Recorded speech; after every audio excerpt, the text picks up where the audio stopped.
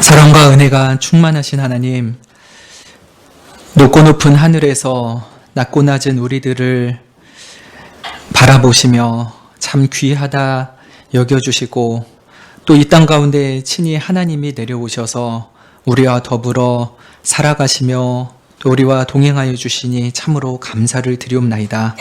그 하나님의 풍성한 사랑을 힘입어 이 주일에 우리가 저 높고 높은 하늘의 기쁨과 진리의 충만함과 행복이 무엇인지를 맛보게 해주시니 감사를 드리옵나이다.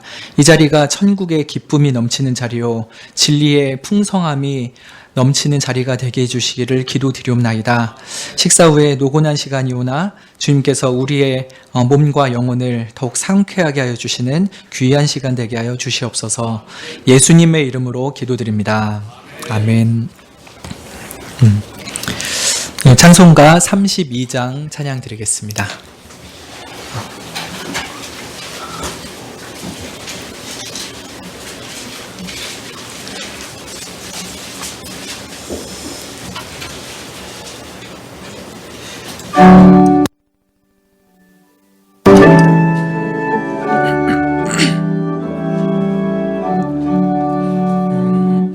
오 하나님 우리의 창조주시니 내 주님께 귀한 것 드립니다. 내 주께만 엎드려 경배드리며 내 주의 이름 높이 찬양하네. 오 하나님 우리의 대주제시여 큰 풍랑이 일 때도 도우셨네. 죽음에서 우리를 구하셨으니 내 주의 이름 높이 찬양하네. 주 하나님 이름을 함께 높이며 대주제께 영광을 돌리오리. 그 능력이 우리를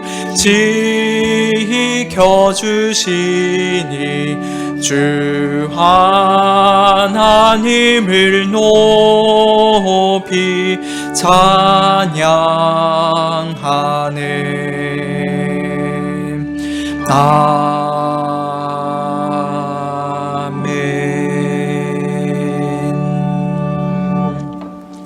네, 기도드리겠습니다. 하나님, 상천하지에 진정한 신은 오직 여호와 한 분 뿐이신 줄을 우리가 들어 알고 또 믿음으로 알지만 정작 우리의 삶 가운데는 정말 하나님만을 사랑하고 하나님만 의지하고 살아감이 과연 우리 속에 있는지 돌아보게 됩니다. 옛적에 예루살렘 성전 안에서 여호와의 이름만 높임을 받고 주님께 모든 경배가 돌려져야 했으나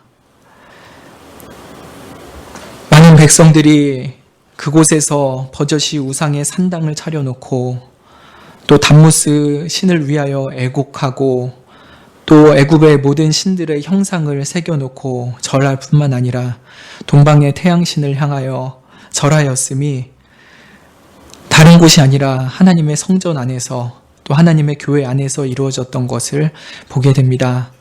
행여나 하나님께서 성전 삼아 계신 우리의 마음속에도 그런 우상 숭배가 있지 않은지 우리 자신의 마음속 구석구석을 살펴보게 하여 주시고 하나님보다 더 사랑하고 더 의지하고 더 갈망하는 것이 있다면 그런 모든 우상들을 우리 속에서 불살라 주시기를 기도드리옵나이다. 하나님 한 분만 사랑하는 것이 어찌나 큰 행복인지 다시금 기억하게 하시사 하나님과의 첫사랑을 다시 기억하게 하여 주시고 그 사랑을 회복하게 해주시기를 원합니다. 우리의 마음속에 하나님 한 분만 바라보고 주님께 우리의 모든 마음을 드릴 수 있는 예배 시간이 되게 하여 주시옵소서. 이 시간 진리의 말씀을 통하여 우리의 모든 혼돈된 생각들과 무질서한 생활들이 정돈되게 하여 주시기를 원합니다.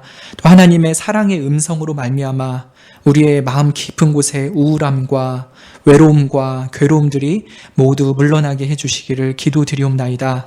하나님의 사랑이 우리 마음 가운데 부음받아서 그 사랑으로 하여금 다른 이들까지도 온전히 사랑하는 데 이르는 우리가 되게 해주시기를 기도하옵나이다.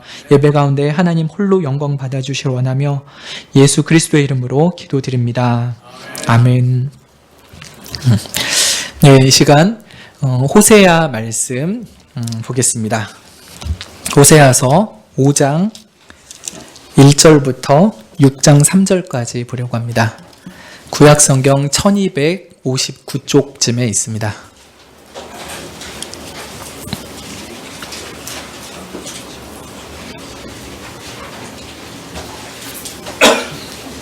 호세아서 5장 1절부터 6장 3절까지 읽겠습니다. 예, 한 절씩 교독하겠습니다. 제사장들아 이를 들으라. 이스라엘 족속들아 깨달으라. 왕족들아 귀를 기울이라. 너희에게 심판이 있나니 너희가 미스바에서 올무가 되며 다볼 위에서 친 그물이 됨이라.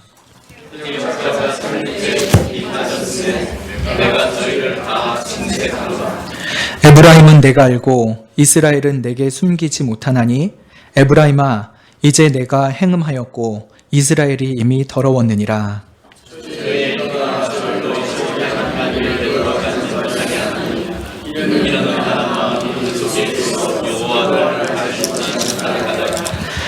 이스라엘의 교만이 그 얼굴의 증거가 되나니 그 얼굴을 인하여 이스라엘과 에브라임이 넘어지고 유다도 저희와 한 가지로 넘어지리라.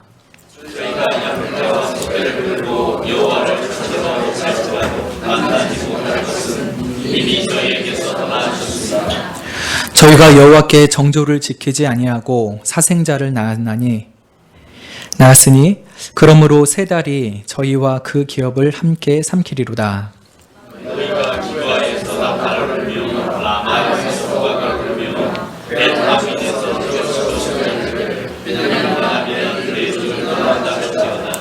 견책하는 날에 에브라임이 황무할 것이라. 내가 이스라엘 지파 중에 필연 있을 일을 보였노라.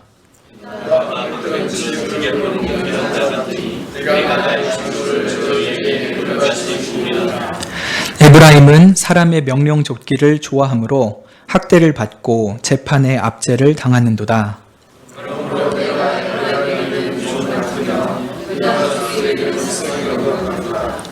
에브라임이 자기의 병을 깨달으며 유다가 자기의 상처를 깨달았고 에브라임은 아수르로 가서 야렙 왕에게 사람을 보내었으나 저가 능히 너희를 고치지 못하겠고 너희 상처를 낫게 하지 못하리라.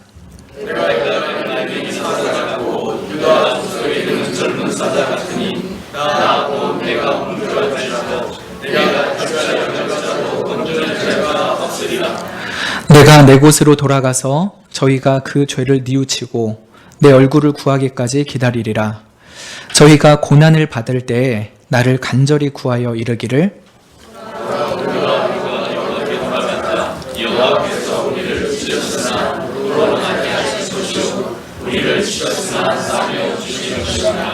여호와께서 이틀 후에 우리를 살리시며 제3일에 우리를 일으키시리니 우리가 그 앞에서 살리라. 그러므로 우리가 여호와를 알자. 힘써 여호와를 알자. 그의 나오심은 새벽빛 같이 일정하니 비와 같이 땅을 적시는 늦은 비와 같이 우리에게 임하시리라 하리라. 아멘. 예. 어제 유치부 여름 성경학교를 은혜 가운데 잘 마쳤습니다. 기도해 주셔서 감사합니다. 유치부 친구들과 오래간만에 수영장에서 놀았더니 제가 너무 피곤해가지고 오늘 아침에 어린이 한 명이 이렇게 누워 있더라고요. 어제 그 물놀이 많이 하고서 피곤했나 봐요. 이렇게 열이 나고 그랬다고 하더라고요.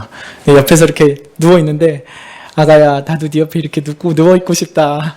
그런 마음이 들더라고요. 참 좀 피곤한 마음이긴 하지만 또 하나님의 말씀을 이렇게 묵상하고 여러분과 나눌 수 있게 되어서 감사합니다. 오늘 읽은 본문은 호세아 서이죠. 호세아라는 선지자가 하나님의 말씀을 선포한 것입니다. 호세아는 북이스라엘과 남유다 중에서 어디에서 활동을 했을까요? 예, 북이스라엘에서 활동을 했습니다.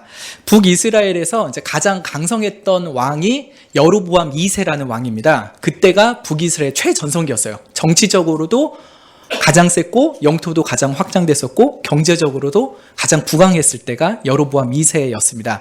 그때 활동했던 선지자가 바로 호세아이죠. 그런데 호세아가 그렇게 나라가 가장 잘 나가던 시절에 선포했던 것은 뭐냐? 북이스라엘 이러다 망한다 였습니다. 그래서 많은 사람들은 믿어지지 않았을 거예요. 우리나라가 이렇게 가장 강력한 전성기를 맞고 있는데 그게 무슨 말이냐 호세아, 그런 말 좀 그만해라, 이런 백성들의 반응이 있었죠. 그러나 호세아는 하나님께 받은 계시 그대로만 전했습니다. 너희들 이렇게 하다가는 망한다 라고 하죠. 근데 그것을 호세아의 삶 가운데 그 결혼 생활을 통해서 여러모로 보이셨습니다. 오늘은 그 호세아에서 5장과 6장 초반을 읽었는데요. 1, 2, 3, 4장에서는 이 호세아의 가정 생활을 통해서 북이스라엘이 어떻게 될 것인가에 대해서 많이 말씀을 하셨죠. 잘 아시는 바와 같이 호세아에게는 아내가 있습니다. 이름이 뭔지 혹시 아십니까? 고멜입니다. 고멜. 이름이 좀 꾸물꾸물하기도 하고 좀 이름부터가 뭔가 좀 꾸리꾸리한 그런 게 있어요. 고멜이라는 연이 있는데 하나님께서 1장에서는 호세한테 그 음란한 여자 고멜이랑 결혼해라 그러십니다. 여러분 자녀가 막 이렇게 음란하게 살았던 사람 데려와서 내가 결혼하겠어 하면은 여러분 흔쾌히 허락하실 수 없으시겠죠. 아무리 급해도 그냥 차라리 혼자 살아라, 그런 사람이랑 결혼할 바에는 혼자 사는 게 낫다, 이렇게 하겠죠. 근데 하나님이 사랑하는 호세한테 그 정결한 신부를 데려다주고 결혼해라 이렇게 하신 게 아니라요. 저기 막 음란하게 사는 여인 데려다가 장가가라 이렇게 한 거예요. 호세아는 순종합니다. 그래갖고 그 여인이랑 결혼을 하고요. 자녀 3명을 낳습니다. 네, 그 자녀의 이름이 이스르엘, 로루하마, 로암미, 이렇게 3명이거든요. 근데 그 뜻들이 하나님께 긍휼히 여김을 받지 못할 자다, 하나님의 백성이 아니다, 이런 식의 뜻이에요. 그러니까 자녀들의 이름이 아주 저주스러운 거죠. 패망아, 자식 이름이 멸망아, 이런 식인 거죠. 그러니까 호세아가 그 자녀들의 이름을 부를 때마다 이스라엘 사람들, 북이스라엘 사람들은 무슨 생각할까요? 왜 저런 이름을 짓지? 애들한테 좀 축복된 이름을 줘야지, 그렇게 생각할 수 있는데 사실은 호세아가 그 이름을 짓는 것은 북이스라엘 너희들이 하나님께 긍휼히 여김을 받지 못할 것이다, 너희들이 하나님의 백성이 아니게 될 것이다, 이런 하나님의 경고를 들려주는 이름들이었죠.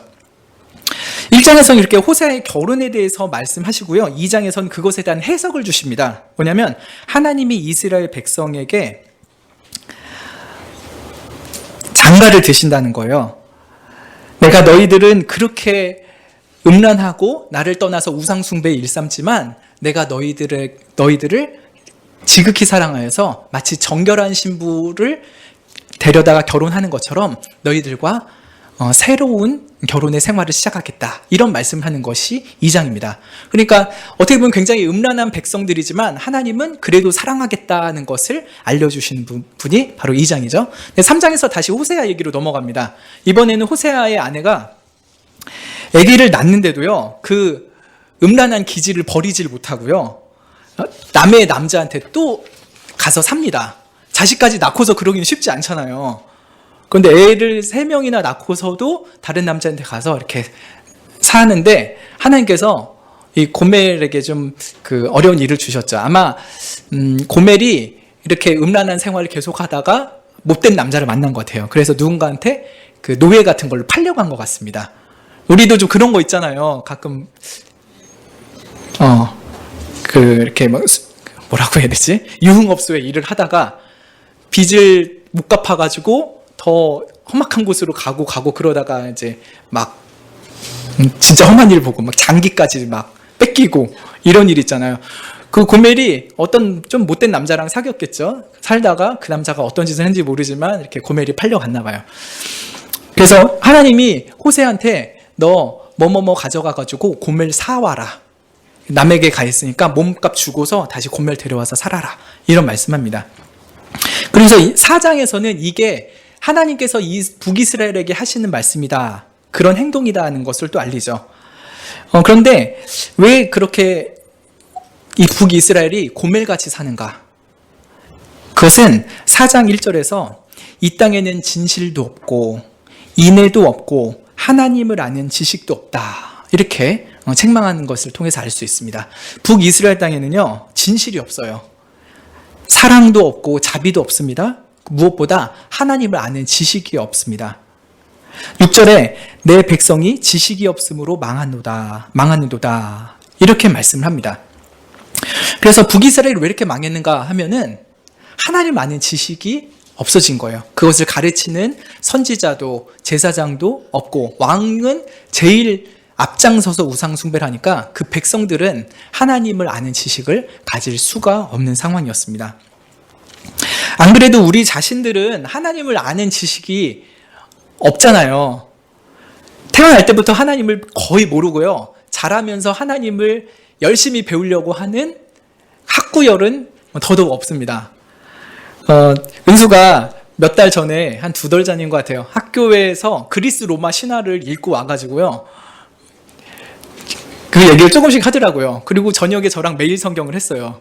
근데 매일 성경을 하는데 은수가 그러더라고요. 아빠, 그리스 로마 신화에 있는 가짜 신들 얘기는 그렇게 재밌는데 진짜 신 하나님의 말씀 왜 이렇게 재미가 없지? 그러는 거예요. 그 얘기를 듣는데 한편으로는 진짜 솔직하게 얘기를 해준 게 고맙기도 하고 한편으로는 이게 진짜 인간의 본성이구나 싶더라고요. 그런데 나름대로 매일 성경 되게 재밌어 했거든요. 그때 본문이 그렇게 재미없는 본문도 아니었는데 그만큼 우리가 참되신 하나님에 대한 지식에 대해서는 목마름, 정말 깊이 하나님을 알고 싶은 마음이 사실은 그렇게 많지는 않은 거죠. 오히려 가짜, 그리고 되게 음란하고 요상한 그런 그리스 로마의 허구들은 너무 재밌게 막 읽고 그런 것이 우리죠. 여러분 정말 시간이 남으면은 집에 있는 책 중에서 어디에 손이 제일 먼저 가십니까? 오늘은 간만에 좀 시간이 있으니 호세아서를 읽어보리라 하면서 이렇게 성경책을 꺼내시는 분이 계실까요? 좀 아껴놨다가 시간이 없어서 못 본 소설책, 어디 문화여행 답사기들, 어디 여행책자 이런 거는 보지만 시간이 있을 때 성경책으로 손 가는 분 있으면은 정말 대단하시죠? 그 북이스라엘에서 그렇게 하나님을 찾는 사람이 없어요. 하나님 아는 지식을 가진 사람도 없고 그런 지식을 추구하는 사람들도 없는 상황인 것입니다. 그렇게 북이스라엘이 영적으로 몹시 음란하고 공허한 상태에서 지나게 되고 있었죠. 근데 마치 현대 우리 시대의 교회 모습과 다르지 않다 생각이 듭니다. 교회 안에 정말 진실이 있는가? 여러분 한국 교회 안에 정말 진실과 참됨이 가득하다라고 요새 생각이 드십니까? 요새 매체를 보면은 정말 그런 생각 참 안 들죠. 세상보다 더 썩은 곳이 교회다라는 생각이 들 정도로 교회 안에는 진실보다는 거짓이 난무하는 시대입니다. 인애가 교회 가운데 충만한가? 우리 개인적으로는 다른 사람에 대한 사랑이 많은가? 소외된 이웃을 향한 돌봄이 있는가? 그보다는 오히려 자기 자신의 행복과 나의 이기심을 충족하려는데 훨씬 빠르고 그런 데는 훨씬 돈을 잘 쓰고 전혀 아깝지 아니하는 게 우리의 모습은 아닐까요? 혹은 또 하나님을 아는 지식이 마치 샘이 말라가는 것 같아서 인간 중심적인 생각들과 사고방식들, 지식들은 내 마음속에 많이 차 있지만 또 한국 교회 가운데 많이 침투해 있지만 정말 인간의 생각과 모든 마음을 초월하는 완전한 선함, 완전한 지혜, 완전히 은혜로우신 그 하나님의 지식이 우리 가운데 차 있는가 생각해 보면은 참 안 그런 것이 훨씬 더 많지 않은가 생각이 듭니다. 그래서 이 호세아 시대의 북이스라엘이나 이 시대의 한국 교회나 그렇게 크게 다르진 않죠. 그리고 무엇보다 우리 자신의 마음과도 크게 다르지 않을 수도 있겠다는 생각이 듭니다. 오늘 읽은 본문 5장에서는 이런 북이스라엘이 하나님께 어떠한 심판을 받게 되는가에 대한 말씀을 합니다.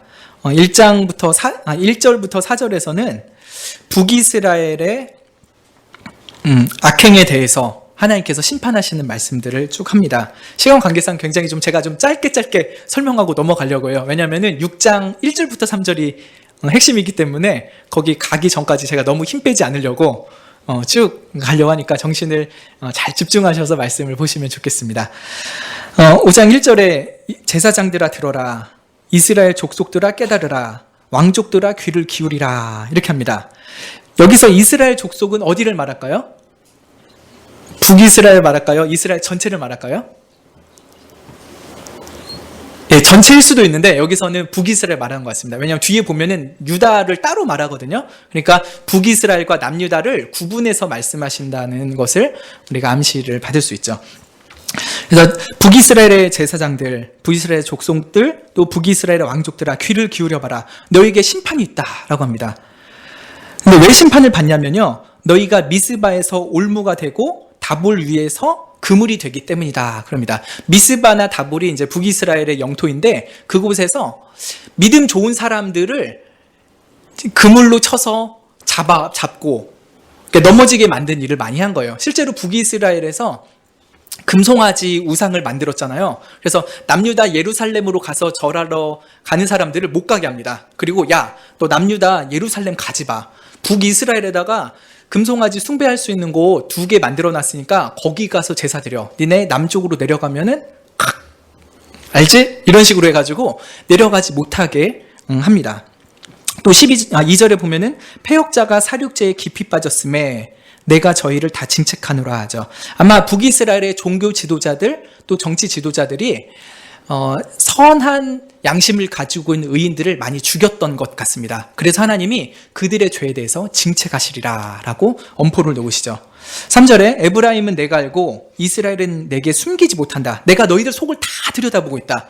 겉으로는 하나님 이름을 부르지만 또 한편으로는 얼마나 음란하게 우상 숭배를 하고 있는지 다 안다. 마치 고멜처럼 남편이 잘해줄 때는 남편한테 와서 사사사삭 하지만 또 남편한테 단맛이 다 떨어지면은 다른 사람한테 가서 하듯이 너희가 그렇게 음란한 마음을 가지고 산다는 것을 내가 다 알고 있다. 이렇게 말씀하시죠. 그래서 에브라임아 이제 네가 행음하였고 이스라엘의 이미 더러웠느니라 라면서 그들의 우상 숭배를 질책을 하십니다. 그리고 4절이 중요한데요, 여러분. 4절 같이 한번 읽어볼까요? 5장 4절입니다. 큰 소리로 읽어보겠습니다. 시작. 저희가 돌아가지 못하게 하고니 이는 음란한 마음이 그 속에 있어 여호와를 알지 못하는 까닭이라. 저희의 행위가 저희로 자기 하나님에게로 돌아가지 못하게 한다라고 합니다. 그들은 하나님께로 돌아가질 않아요.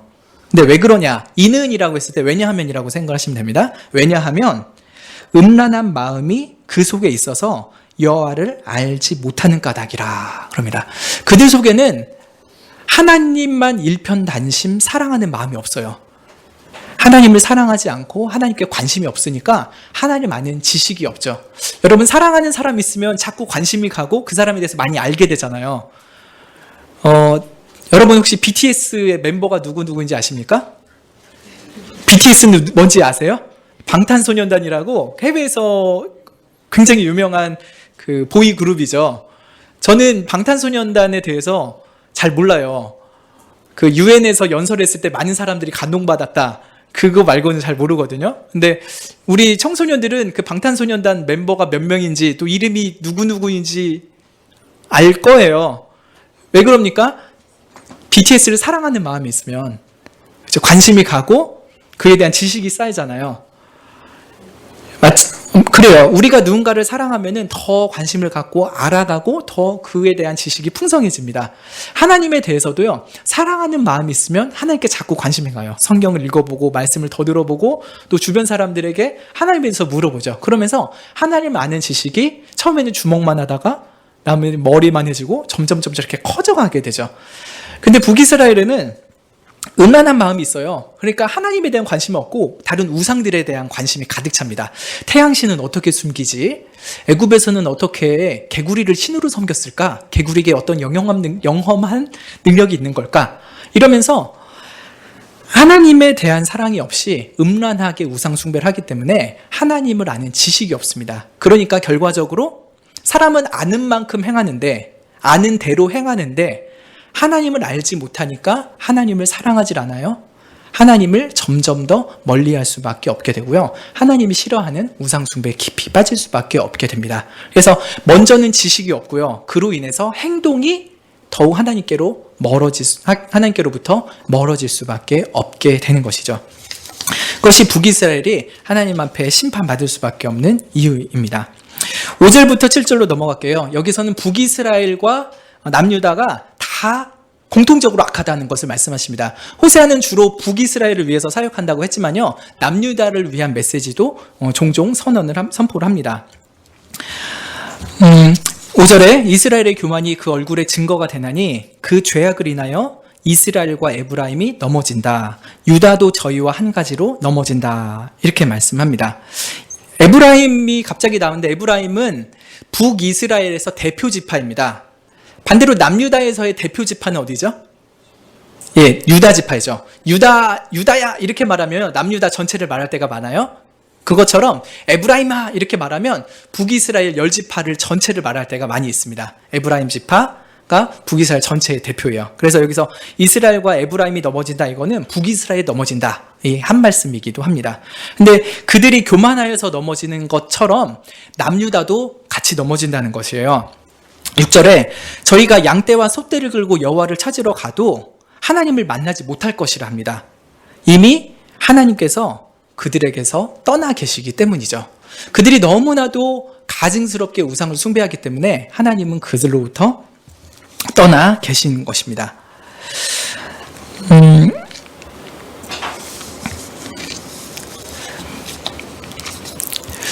그 사람들의 마음속에는, 야, 우리가 이렇게 힘들게 양떼를 몰고 가는데 하나님께서 우리 만나주시지 않겠나? 이런 생각을 하면서 갔을 것입니다. 특히 남유다 사람들은 예루살렘을 향해서 그렇게 갔었겠죠. 여러분, 양 끌고 가는 거는 참 쉽진 않죠. 말을 잘 듣지 않잖아요. 좀 이 표현이 그렇지만 사람 새끼도 말을 잘 안 듣는데 양의 새끼는 더더욱 말을 잘 안 듣겠죠. 소 새끼도 말을 잘 안 듣겠죠. 근데 그런 거를 때로 가지고 간다고 생각을 해보세요. 그 사람들 얼마나 마음속에 하나님 내 정성을 보소서, 이렇게 말 안 듣는 놈들 이렇게 데려가면서 하나님께 바치려고 하니 부디 내 정성을 받아주소서, 이런 마음으로 예루살렘 성전에 갑니다. 혹은 이제 북이스라엘 사람들은 금송아지 우상이 있는 곳으로 가겠죠. 그러나 그곳에 가도 북이스라엘은 당연히 하나님 안 계시겠지만 남유다 예루살렘에서도 하나님을 만날 수가 없습니다. 왜냐하면 남유다도 북이스라엘처럼 음란하기 짝이 없기 때문이죠. 7절에 그들이 어떻게 음란한지를 말씀하십니다. 저희가 여호와께 정조를 지키지 아니하고 사생자를 낳았다. 불신앙의 자녀를 낳았다는 것이죠. 그리고 새 달이 오면은 저희와 그 기업이 삼켜질 것이다, 이렇게 말씀합니다. 그 1월 1일, 2월 1일 이럴 때 이제 매월의 첫날이 월삭이라고 해요. 그때 하나님께 제사를 드리거든요. 근데 그때가 돼서 하나님께 제사를 드린다고 하면 오히려 그들의 가증스러움에 하나님이 역겨워하시면서 그들을 심판하실 것이다. 오히려 월삭날에 제사 드리다가 너희들 심판할 것이다, 이렇게까지도 경고를 하십니다. 8절과 9절에서는 하나님이 북이스라엘과 남유다가 싸우고 두 나라가 다 망할 것을 말씀을 하세요. 또 10절과 11절에서는 유다 방백들이 그 땅의 경계표를 옮겨가지고 하나님께 진노를 물로 쏟은 받은처럼 하나님의 진노를 받으리라 말씀을 합니다. 11절에 에브라임도 사람의 명령을 더 쫓아요. 하나님 명령보다 사람 명령을 더 줬기 때문에 하나님이 다른 사람으로 하여금 학대받게 하고 억울한 재판을 당하게 함으로써 북이스라엘 사람들의 마음에 큰 고통을 줄 것입니다. 하나님께서 이 에브라임과 또 남유다를 징계를 하실 텐데 굉장히 재미있는 표현을 하세요. 12절에 보시면은 그러므로 내가 에브라임에게는 좀 같으며 유다 족속에게는 썩이는 것 같도다. 이렇게 말씀하세요. 그러니까 하나님께서 좀벌레가 이렇게 어떤 것을 깨무는 것처럼 하나님께서 에브라임을 깨무신다는 거예요. 썩이는 것은 뭔가를 썩게 만드는 좀벌레 같은 것들이겠죠. 벌레나 어떤 세균들, 그런 걸로 남유다를 이렇게 깨무실 것을 말씀을 합니다. 여러분, 좀벌레나 개미한테 물려본 적 있으세요? 예, 좀 아프고 따끔하긴 하지만 그것 때문에 죽을 정도는 아닙니다. 개미한테 물렸다고 나 죽을 것 같아 이렇게 하면은 좀 주변에서 너무 호들갑 떨지 마세요. 아니, 그런 정도는 안 죽어요. 그러죠. 근데 벌레에 쏘여봤는데 진짜 아픈 적은 있었어요. 제가 그 중학교 때 점심시간에 벌을 잡으러 다녔어요. 벌을 그 실내와 신발을 가지고 신발 벗어가지고 벌이 이렇게 있으면은 탁 덮어요. 그러면 벌이 신발 속에 갇혀지잖아요. 그럼 이렇게 그 벌을 이렇게 꺼내려고 해요. 근데 꺼내가지고 이렇게 날개를 찢죠. 못 도망가게. 그런 거 아예 안 해보셨나봐요. 제가 특이한 건가요? 그런가요? 네. 근데 벌을 그렇게 하다가 가끔씩 벌이요.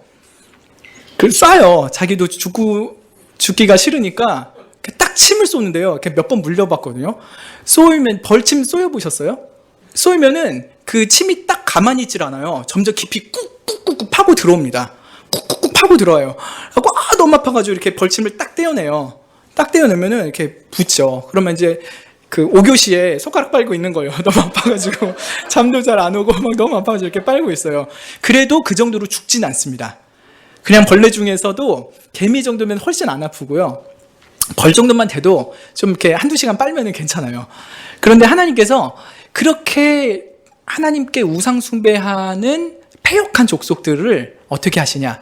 좀벌레가 깨물듯이, 어떤 썩이는 세균이 깨물듯이 그 정도만 하신다는 거예요. 그러면은 크게 아플까요? 크게 아프지는 않을까요? 크게 아프진 않죠. 그러나 하나님이 그런 것으로 계속 경고를 주시는 거예요. 너 그렇게 우상 숭배하고 살면은 안 된다. 처음에는 가장 약한 강도로 징계를 하시죠.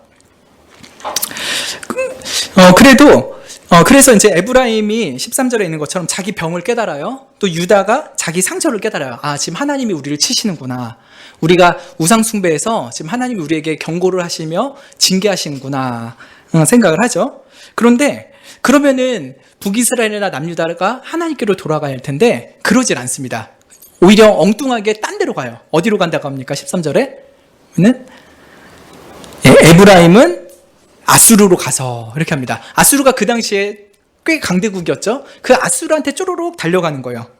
그래서 그 아수르 야렙 왕이라고 하는데 이 야렙 왕이 그 아수르의 어떤 왕명이라고 하기보다는 왕의 별명일 수도 있어요. 싸움을 잘하는 왕, 이런 식의 별명일 수도 있는데 아무튼 그에게 가서 우리 좀 도와주세요 합니다. 그러나 그 아수르의 왕은 그들을 고치지도 못하고 그들의 상처를 낫게 하지를 못합니다. 왜냐하면요, 그 상처는 누가 준 상처이기 때문이네요. 하나님이 준 상처니까요. 하나님이 낸 상처는 하나님만 고칠 수가 있습니다. 그런데 하나님한테 혼났는데 아수르한테 가서 고쳐주세요 하면은 그 병이 나을 수가 없겠죠.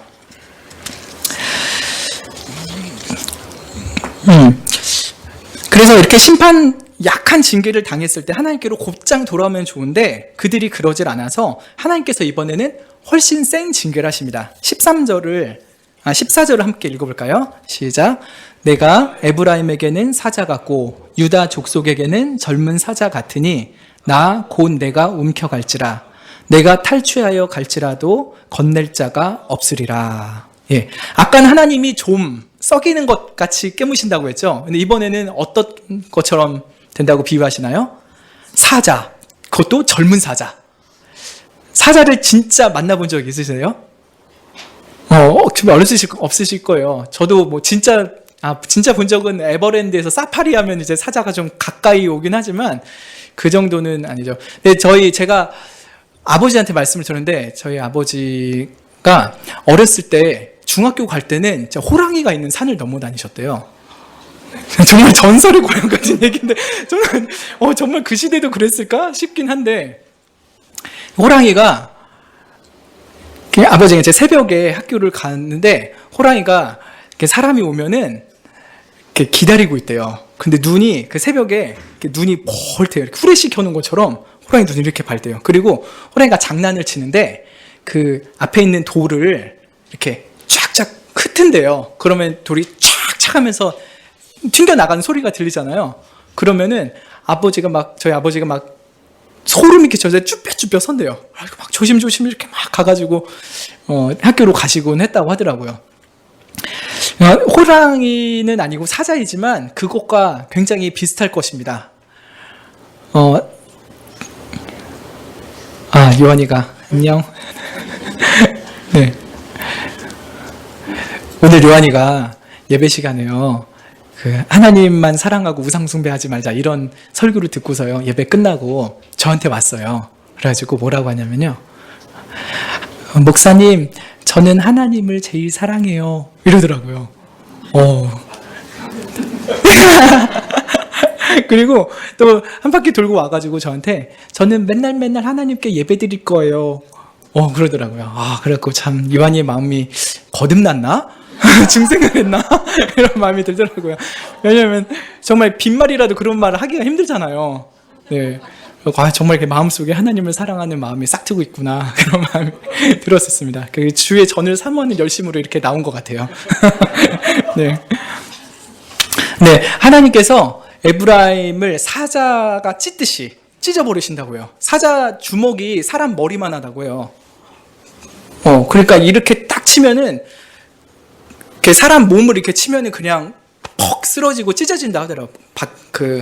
발톱도 굉장히 날카로워서 이렇게 하나님이 에브라임을 팍 치신다고 하는 거죠. 또 유다를 젊은 사자처럼 팍 찢으신다는 거예요. 이게 움킨다는 게 움켜쥔다 이런 것 같은데 사실 이게 찢어버린다는 표현이거든요. 확 찢어버리신다. 그러니 사자한테 찢기면은 거의 살아날 재간이 없겠죠. 하나님이 그만큼 강력하게 징계하시리라 라고 말씀하는 것입니다. 그래서 하나님이 탈취하여 갈지라도 건져낼 자가 없으리라. 하나님의 징계에서 그들을 구해낼 자가 없으리라. 아무리 센 아수르를 할지라도 하나님을 당할 수 없으리라 라고 하십니다. 하나님께서 그렇게 치시고 난 후에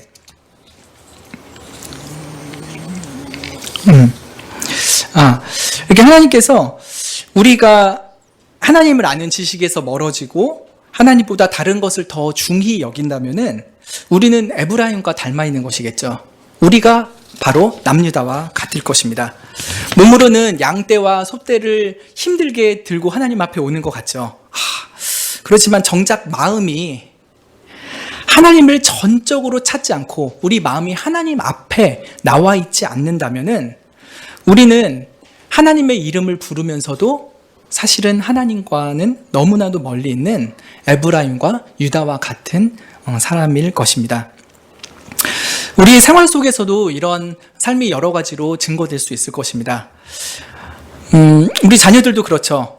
하나님을 섬기고 하나님을 예배한다라고 하는 것 같지만 또 한편으로는 세상의 것들에 참 많이 마음을 빼앗겨 살기도 합니다. 학업에 전념한다고 하면서 또 게임이나 또 재밌는 것들에 마음을 온통 뺏겨서 그보다 비할 수 없이 귀하신 하나님을 멀리하는 생활에 우리 자녀들이 너무나도 익숙하게 살고 있지 않은가 심각하게 생각하면 좋겠습니다. 하나님보다 세상의 것들 또 세상의 친구, 연인들을 훨씬 더 사랑하고 있다면은 북이스라엘의 마음과 남유다의 마음과 무엇이 크게 다를까요? 또 우리 자신들도 돌아볼까요? 우리들이 자녀 교육에 과도하게 몰입되어 있는 것, 그렇기 때문에 하나님과의 개인적인 만남의 시간들에 너무나도 소홀하게 살고 있지는 않다면은 우리가 북이스라엘과 크게 다르지는 않을 것입니다. 직장에서 돈 버는 것, 또 일을 하는 것을 열심히 쫓아가는 것, 그건 굉장히 중요하죠. 생업에 있어서도 중요하고 가정을 돌보는 데 있어서도 하지 않으면 안 될 일이긴 하지만 그것 때문에 하나님 앞에 말씀을 듣고 또 또 기도하는 시간을 충분히 할애하지 못하고 있다면은 무엇인가 우리의 생활 속에 문제가 있는 것이 분명할 것입니다. 즐거운 놀이, 여행을 하는 일에는 며칠 리서치를 하고 또 정말 많은 돈을 쏟아부어도 아깝지 않지만 정작 하나님께로 나아가는 여정, 믿음의 여정에 한 걸음 한 걸음을 나아가는 데는 우리가 어찌 그렇게 더디고 어찌 그렇게 느린지요. 대상과 현상은 각자 다르지만 하나님보다 무엇인가를 더 사랑하고 무엇인가에 우리가 모든 신경을 다 곤두세우고 있다면은 그것이 우리에게 우상숭배일 것입니다. 유치부 친구 중에 이런 얘기 하는 친구가 있더라고요. 목사님, 저는 야구를 너무 좋아해요. 하지만 하나님보다 좋아하진 않아요. 참 귀하더라고요. 그 신앙 고백이 정말 좋아요. 제가 듣기로는 야구를 정말 좋아하는 친구거든요. 야구 배트를 안고 자고 야구 배트를 안고 깨어나는 그런 일도 있다고 하는데 그만큼 야구를 사랑하고 좋아하지만 하나님보다는 사랑하지 않는다. 이렇게 고백해가지고 참 제가 고마웠습니다. 근데 우리가 대상과 현상은 다를지라도 사실은 하나님보다 더 사랑하고 하나님보다 더 많은 마음을 쏟고 살아가는 것이 있다면은 그것은 우리에게 분명히 우상입니다. 그것이 돈일 수도 있고 자식일 수도 있고 나의 성적일 수도 있고 세상의 즐거움일 수도 있으나 어떤 것이든지 간에 우리가 에브라임과 같은 우상을 내 앞에 모시고 살아가고 있다면은 오늘의 말씀을 좀 깊이 새겨드리시면 좋겠습니다. 처음에 하나님은 존벌레처럼 우리에게 작게 징계를 하실 거예요. 그러나 그럴 때 우리가 하나님의 분명한 경고를 들으면서도 그것에 귀를 닫고 혹은 그냥 이건 이 정도는 괜찮아 하면서 하나님의 음성을 뒤로 하기 시작한다면은 하나님은 그보다 훨씬 강력한 징계를 하실 것입니다. 이제는 젊은 사자처럼 우리의 생활에 아주 치명적인 일을 가하셔서 하나님이 너 지금 뭔가 잘못되고 있다라고 하는 분명한 경고를 알아들을 수밖에 없게 만드실 수도 있을 것입니다. 원하는 만큼 뭔가를 노력하고 추진했던 일들이 굉장히 어이없게 실패로 돌아갈 때 내가 그토록 좋아하고 따라다니던 사람과의 관계가 심하게 어그러져 버렸을 때 어떤 놀이로 인해서 오히려 다치기도 하고 가족 간에 화목하게 하려던 일이 오히려 가족 간의 화목을 깨뜨려 버리는 일로 돌아가게 되었을 때 내가 어디서부턴가 뭔가 잘못됐나 보다. 하나님이 나에게 지금 사인을 주고 계시는구나 라고 하는 것을 눈치채야 되는 것이죠. 그런 중에도 영적인 민감성이 너무 없어서 너무 둔감해서 하나님께 돌아오지 않는다면은 참 큰 문제이죠. 그때 하나님께서 정말 큰 징계를 주셔서라도 우리로 하여금 죄를 깨닫게 하시고 하나님께로 돌아오게 하는 그런 일을 하실 것입니다.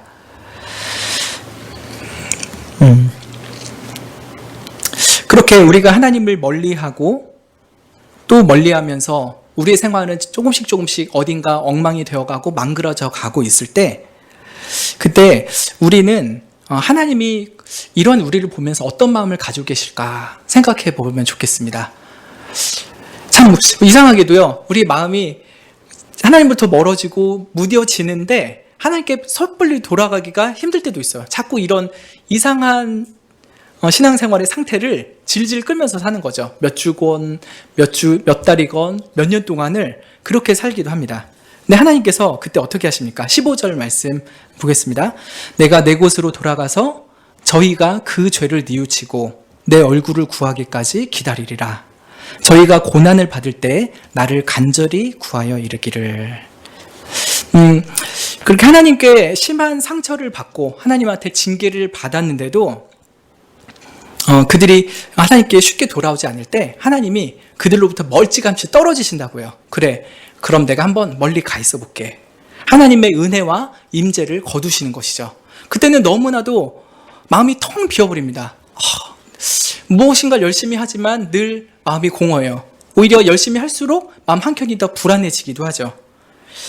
그때 그러한 삶이 계속 됐을 때 결국은 항복을 하게 되는 때가 있습니다. 마치 탕자 같은 것이죠. 내가 아버지 품을 떠나서 온갖 세상의 즐거움을 따라다니다가 그때는 즐겁죠. 그러나 이제 돈도 다 떨어지고 시름시름 괴로운 일을 하면서 살아가는데 그래도 버팁니다. 돼지 주염 열매를 주워 먹기 전까지 그때까지는 그래도 좀 버팁니다. 하지만 너무나도 배가 고프고 주염 열매조차도 주는 사람이 없을 때는 그때서야 비로소 두 손을 들고 아버지께로 돌아가는 것과 같은 일이 벌어지죠. 우리도 하나님께서부터 언제부턴가 멀어졌는데 계속 멀리 있다라고 하면요, 하나님께서 돌아올 때까지 기다리세요. 자신의 죄를 뉘우치고 하나님의 얼굴을 간절히 구할 때까지 하나님께서 기다리십니다. 그때 우리는 무엇을 해야 됩니까? 우리의 죄를 깨달아야 돼요. 내가 어디서 잘못됐을까? 내가 무엇부터 잘못되었을까? 하는 것을 깊이 돌아봐야 될 것입니다. 그리고 하나님의 얼굴을 구해야 돼요. 이것이 굉장히 회개에서 중요한 것입니다. 회개는요, 자기 죄에 대한 반성에서 멈추지 않습니다. 자기의 죄를 깨달은 것은 1단계이고요. 두 번째 단계로 반드시 하나님의 얼굴 향해서 나아가는 것이 진정한 회개인 것입니다. 그래서 주님, 제가 주님을 너무 오랫동안 떠나 있었습니다. 제가 주님의 얼굴을 너무 오랫동안 구하지 않았습니다. 몸으로는 양떼와 소떼를 이끌고 하나님 앞에 제사를 드리러 나온 듯 하지만 제 마음은 언제부터인지 하나님께로부터 너무 멀리 떠나 있었습니다. 그래서 어쩐 일인지 제 마음은 늘 헝클어져 있고 어수선하고 무질서했습니다. 그러나 주님, 그런 가운데서도 제가 하나님의 그 징계하시는 뜻을 잘 깨닫지 못하고 너무 무디게 살았었죠. 하나님, 늦었지만 지금이라도 제 죄를 깨닫고 주님 앞에 나아갑니다. 주님, 주님의 얼굴을 구하며 주께로 다시 나아가오니 저를 받아주시오 하는 마음으로 주 앞에 나오기를 하나님께서 기다리십니다. 그때 그런 마음이 구체적으로 어떤 마음으로 나타날지가 1절부터 3절에, 6장 1절부터 3절에 나타납니다. 어떤 마음으로 하나님께 나아갈지 우리 한번 1절을 읽어보겠습니다. 시작. 오라, 우리가 여호와께로 돌아가자. 여호와께서 우리를 찢으셨으나 도로 낫게 하실 것이요, 우리를 치셨으나 싸매어 주실 것이라. 오라, 우리가 여호와께로 돌아가자라고 합니다. 돌아가자. 더 이상 이렇게는 살면 안 되겠다. 하나님께로 돌아가자. 돌아가는데 왜냐하면 여호와께서 우리를 찢으셨으나 도로 낫게 하실 것이요, 우리를 치셨으나 싸매어 주실 것이기 때문이다 라고 합니다. 왜냐하면이라는 말이 들어가요. 하나님께서 우리를 치셨다면은 그 또한 하나님의 사랑이리라. 우리를 치셨지만 하나님께서 도로 낫게 하여 주실 사랑의 하나님이요, 우리를 사자의 발톱처럼 찢으셨지만 우리를 다시 싸매어 주실 분도 하나님이시라. 그 하나님께로 돌아가자. 하나님께는 소망이 있다 하면서 하나님께 달려가는 마음이 생기는 것이죠. 이것은 요새 목사님 말씀하신 것처럼 하나님의 거듭남의 은혜를 받은 성도에게만 나타나는 특징입니다. 불신자들은요, 하나님한테 벌을 받고 삶이 엉클어지면요, 오히려 더 신을 모욕하고 신을 원망합니다. 그러나 하나님께 거듭난 영혼들은 이것은 하나님께서 나를 부르시는 사인이구나, 하나님께서 나를 지금 다시 돌아오라라고 큰 소리로 부르고 계시는구나 하면서 하나님께 나아가게 되는 것이죠. 그래서 여호와께로 돌아가자. 그는 나의 유일한 치료자이시다 하면서 하나님께로 돌아가는 마음을 갖게 하십니다. 영혼의 고통스러운 징계가 결국은 유익한 열매로 맺어지게 됩니다. 내가 병들었음을 깨닫고 이 죄의 상처, 내 죄악의 흔적들을 말미암아 내 생활이 엉망이 되었을 때 이것을 완전히 치유해 주시고 고치실 분은 오직 하나님 한 분밖에 없으십니다 하는 믿음으로 주님 앞에 나아갈 때 우리 영혼에 참된 회복이 시작됩니다. 하나님께 나아갑시다. 하나님은 우리를 치셨을지라도 다시 고쳐주시는 분입니다. 우리를 찢으셨을지라도 우리를 싸매어 주시는 분이 바로 우리 하나님이시죠.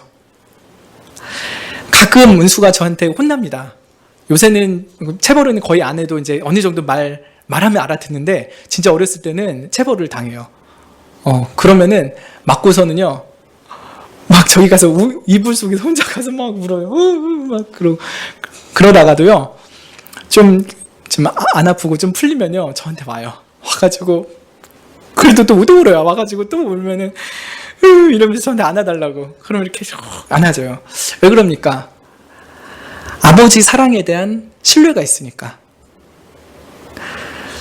아버지가 나를 치신 거는 나 잘 되라고 때리신 거지. 내가 진짜 잘못하니까 이 길로 계속 가면 안 되니까 나를 때리신 거지. 그래, 아빠는 회초리를 들었어도 그것은 사랑이지 하면서 아빠에게 돌아오는 것이죠.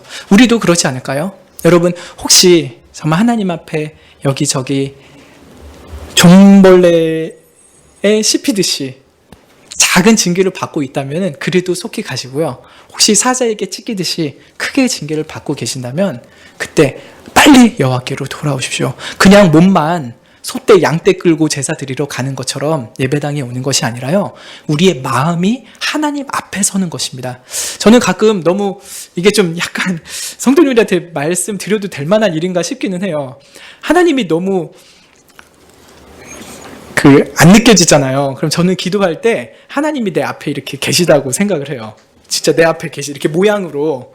이거는 이렇게 제가 너무 경건이 딸려서 그러는 걸 수는데, 정말 하나님께서 내 앞에서 내 목소리를 들으신다고 생각하면요, 기도가 훨씬 잘 돼요. 아, 하나님 지금 제 말씀 듣고 계시죠? 이러면서 여러 가지 이렇게 말씀드리거든요.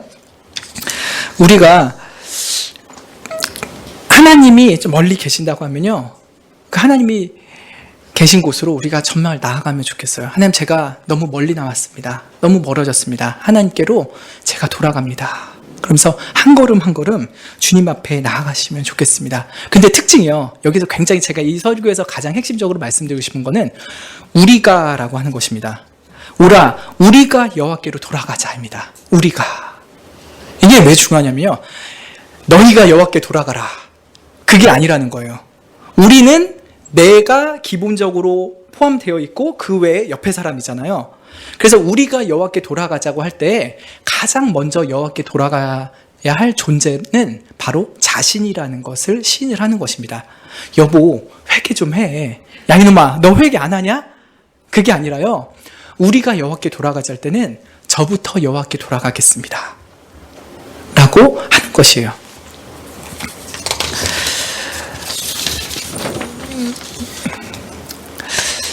하나님, 저와 제 가족이, 그리고 요새 제 직장이, 제가 속한 어떤 공동체가 풀리지 않는 문제들, 정말 견디기 힘든 짓눌림과 아픔 속에 있습니다. 그동안 저는 제가 늘 옳게 판단하고 바르게 행동하고 바르게 하고 있다라고 생각하지만, 일이 자꾸 안 될 때 내 옆에 사람을 탓하고 배우자를 탓하고 자녀를 탓합니다. 때로는 하나님까지 원망하기도 합니다. 그러나 이제는 저의 죄부터 회개합니다. 하나님의 말씀보다 제 생각을 더 앞세웠었습니다. 하나님과 이웃을 사랑하기보다는 저를 사랑하는 것에 제일 먼저 초점을 맞췄습니다. 하나님께서 저를 사랑하셔서 마치 사자에게 찢긴 듯한 이 고통을 주셨을진데, 너무 늦은 건 알지만 그래도 지금이라도 저의 죄를 뉘우치고 하나님의 얼굴을 구합니다. 제 죄, 저의 자신의 죄부터 회개하기를 원합니다 하면서 우리가 자기 죄를 하나님 앞에 들고 나아가서 기도하면 좋겠습니다. 자신의 죄요. 물론 우리가 속한 곳이 다 같이 죄를 지을 거예요. 나만이 죄를 짓는 게 아니라 나의 배우자도, 나의 자식도, 나의 부모도 같이 죄를 지을 것입니다. 같이 진흙탕에 뒹구는 것처럼 죄의 진흙탕에 빠져 있을 수 있겠죠. 그렇지만 너 먼저 회개해라가 아니라 나부터 회개하겠습니다 라고 하는 것입니다. 그래서 우리가 여호와께 돌아가자 말할 때 너희가가 아니라요, 나부터인 것이죠. 그리고 내가 회개했을 때 그 회개로 인한 작은 회복의 불씨들이 옆에 사람으로 번져가게 되는 것이죠. 여보, 언제부터 우리 사이가 이렇게 틀어졌을까? 내가 너무 내 입장만 생각해 왔나 봐. 내 일, 내 감정만 앞세웠나 봐. 당신의 상황, 당신의 감정을 잘 헤아리지 않은 채 우리가 이렇게 오랫동안 살아와서 이렇게 우리가 틀어져 있나 봐. 내가 하나님 앞에 회개를 했어. 우리 같이 또 회개하자. 이런 마음으로 우리가 하나님께 돌아가자라고 할 수 있겠죠. 또 우리 자녀들에게도 그럴 수 있을 거예요. 사랑하는 아들아, 내 사랑하는 딸아, 우리가 한 집에서 살지만 무엇 때문에 이렇게 우리가 멀어져 왔을까? 엄마 아빠가 너의 진정한 주인이신 하나님의 뜻보다 엄마 아빠의 생각을 너에게 훨씬 더 강요했던 것을 미안해. 너의 영혼의 성장과 성숙보다 너의 학교의 성적과 진로 준비에 더 집착해서 입으로는 하나님의 신앙이 최고라고 가르치지만 정작 엄마 아빠의 생활 속에서는 성적이 훨씬 더 중요하다는 메시지를 던져왔던 것을 용서해 주어. 엄마 아빠가 믿음 없이 살았고 잘못된 우선순위로 너를 가르쳐왔고 키워왔어. 그래서 너의 마음이 이렇게 병들었고 너의 마음이 이렇게 아팠나 봐. 우리 함께 여호와께로 돌아가자. 이제부터라도 바른 신앙 위에 우리 가정을 세워보자 하면서 자신이 먼저 회개하고 우리 함께 하나님께로 돌아가자 하면서 가정이 회복되고 또 우리가 속한 직장 또 신앙의 공동체들이 회복되는 그런 역사가 있으면 좋겠습니다. 다음 절에 여호와께서 이틀 후에 우리를 살리시며 제3일에 우리를 일으키시니 우리가 그 앞에 살리라 합니다. 이틀 3일 그렇게 멀지 않은 시간이에요. 그러나 약간의 시간은 걸린다는 것이죠.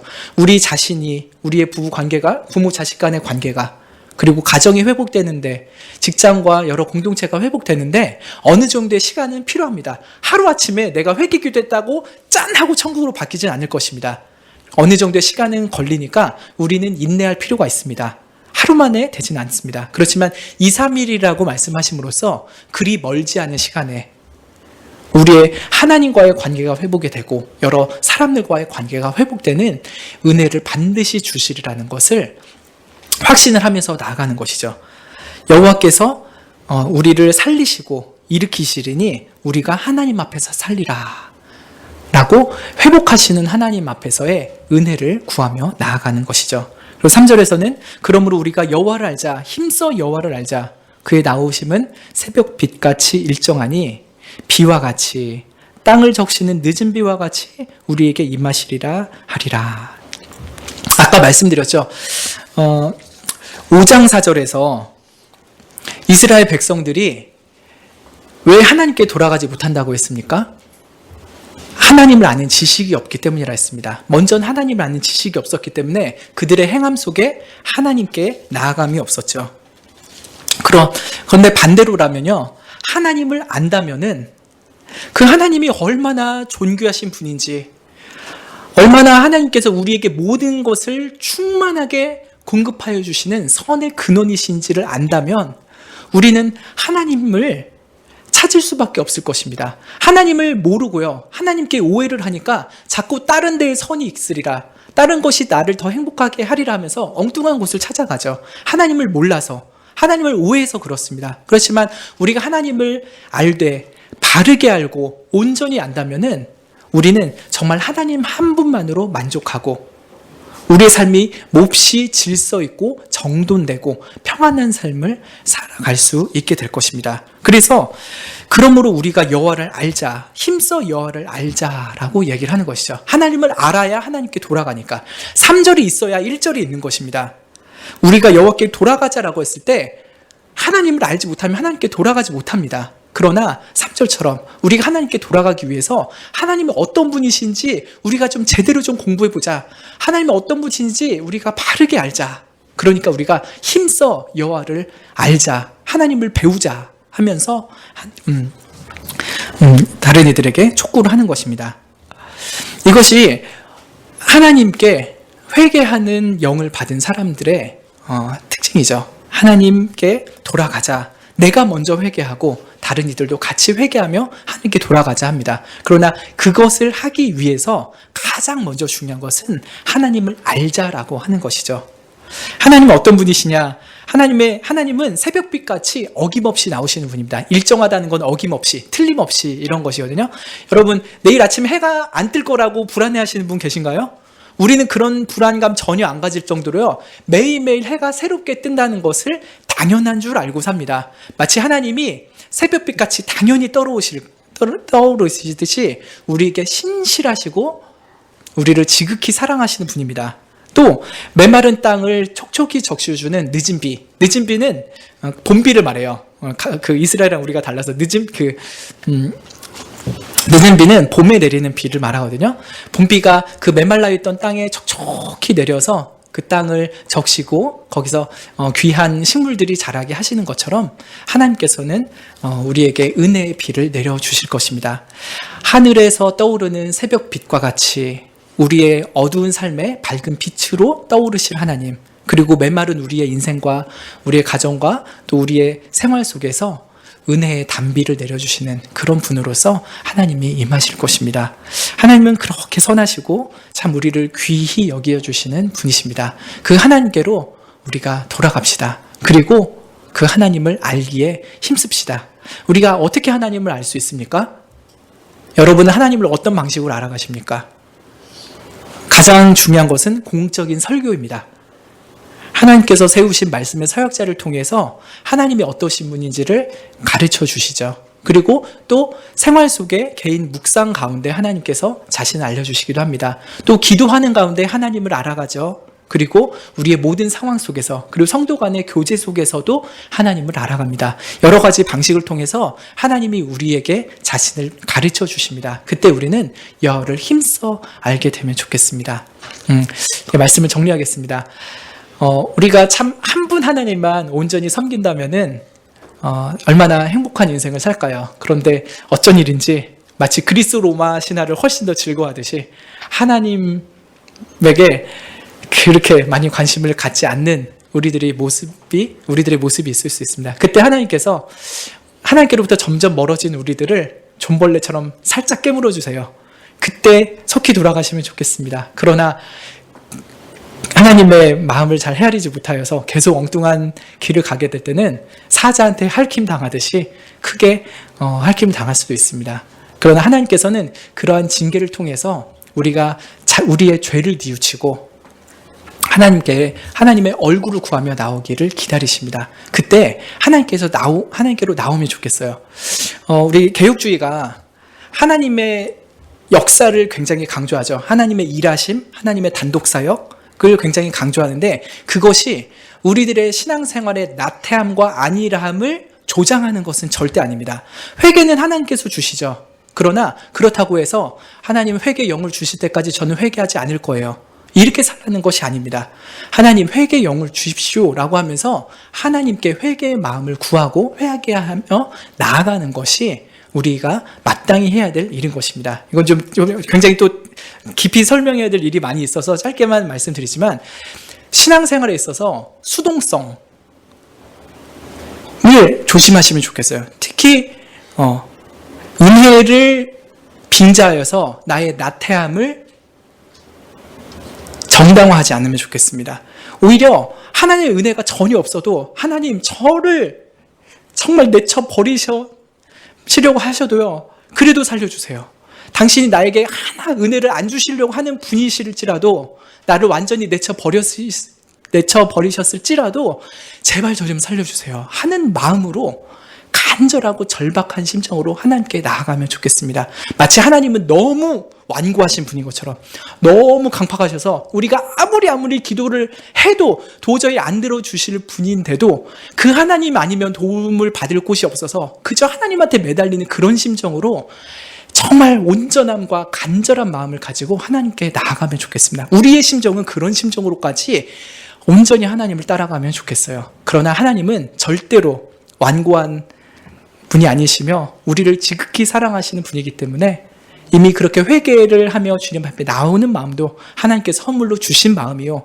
또 그 마음을 기쁘게 받으셔서 하나님께서 받아주시고 우리를 끌어안아 주실 것입니다.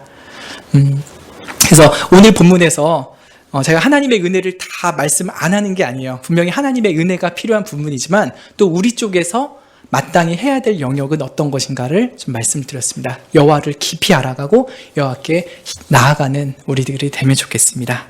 기도하고 마치겠습니다. 하나님, 우리의 생활 속에 참 하나님을 온전히 섬기지 아니하고 내 마음 100%를 다 하나님께만 쏟지 아니하고 세상에 이런저런 것에 마음을 쏟고 마치 우상과 하나님을 더불어 섬기는 것처럼 살고 있다면 우리가 이런 마음을 하나님 앞에 회개하게 해주시기를 원합니다. 마치 에브라임처럼 또 유다 지파처럼 소떼와 양떼를 다 끌고 하나님 앞에 나오기는 하지만 하나님은 진짜 그들의 가증스러움과 우상숭배를 혐오하고 계시진 않는지요.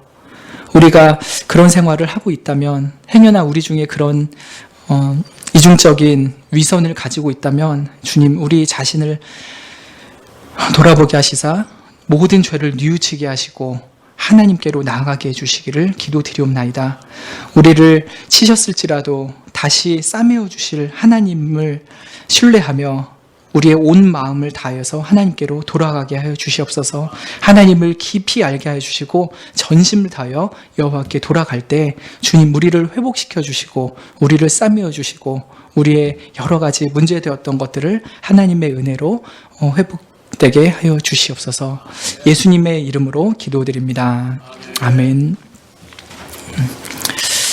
예, 주님께서 가르쳐 주신 기도 아뢰므로 주일 오후 예배를 마치겠습니다. 그리고 한 가지 기도 부탁드리는 것은 어제 그저께 요초동부에서 하나님의 언약에 대해서 말씀을 배웠습니다. 언약하신 하나님, 그리고 언약 백성으로서 살아가는 삶이 어떤 것인가를 우리 요초동부 친구들이 배웠을 텐데 그 말씀 가운데 정말 언약 백성으로서의 복과 그 귀한 삶을 우리 친구들이 잘 알고 그 말씀대로 평생 살아갈 수 있게 해달라고 기도하면 좋겠습니다.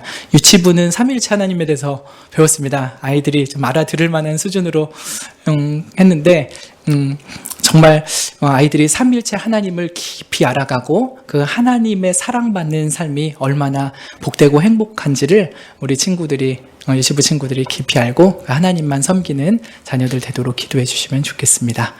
예, 주기도문 하시고 그렇게 기도드리겠습니다. 예. 하늘에 계신 우리 아버지여, 이름이 거룩히 여김을 받으시오며 나라의 임하옵시며 뜻이 하늘에서 이룬 것 같이 땅에서도 이루어지이다. 오늘날 우리에게 일용할 양식을 주옵시고 우리가 우리에게 죄 지은 자를 사하여 준 것 같이 우리 죄를 사하여 주옵시고 우리를 시험에 들게 하지 마옵시고 다만 악에서 구하옵소서. 대개의 나라와 권세와 영광이 아버지께 영원히 있사옵나이다. 아멘.